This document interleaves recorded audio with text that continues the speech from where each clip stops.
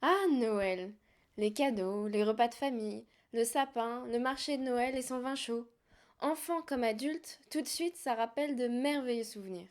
Mais bien souvent, parce que l'on veut pouvoir profiter au maximum de cette fête, qui, il est vrai, n'arrive qu'une seule fois dans l'année, on ne se soucie pas des problèmes environnementaux qu'il peut y avoir derrière. Les dégâts écologiques de cette fête sont bien réels. Noël est d'ailleurs la période de l'année où les consommations en tout genre sont les plus importantes. Au Royaume-Uni, par exemple, les 24, 25 et 26 décembre représentent à eux seuls 5,5% de l'empreinte carbone du pays, selon une étude du Stockholm Environment Institute. Pour prendre un autre cas, on peut parler de la consommation d'électricité de la ville de Paris en France. Nous sommes tous d'accord pour dire que ces images sont très plaisantes à voir, mais pourtant l'impact écologique derrière est astronomique. Le simple éclairage de l'avenue des Champs-Élysées lors de la période de Noël consomme 11 500 kW par heure, soit l'équivalent de la consommation d'un appartement de 50 mètres carrés pour deux personnes sur toute une année. Il faut toutefois noter les efforts de la mairie de Paris pour réduire sa consommation d'électricité, notamment avec l'utilisation d'ampoules LED. Par rapport à 2021, cela représente une économie d'énergie de 44%, et même par rapport à l'année 2006, c'est une économie de 97% d'énergie. Mais malgré ces tentatives louables de diminution de la consommation, cet événement reste toujours problématique, puisqu'il s'inscrit dans une crise écologique bien plus grande.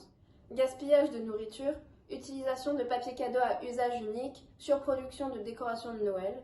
Et en ce qui concerne le respect des animaux, cette fête pose également de nombreuses questions, notamment avec le gavage des oies pour le foie gras, avec la production de saumon industriel ou avec l'entassement des volailles dans les élevages.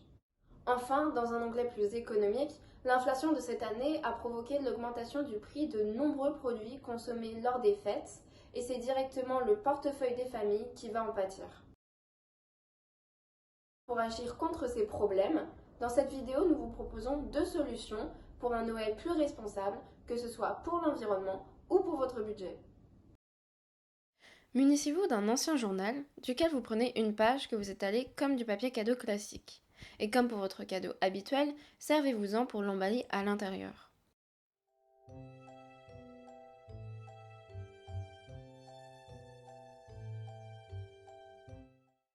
Cette astuce simple mais pourtant pas assez utilisée permettrait de faire de larges économies sur les 20 000 tonnes de papier cadeau consommées chaque année à Noël.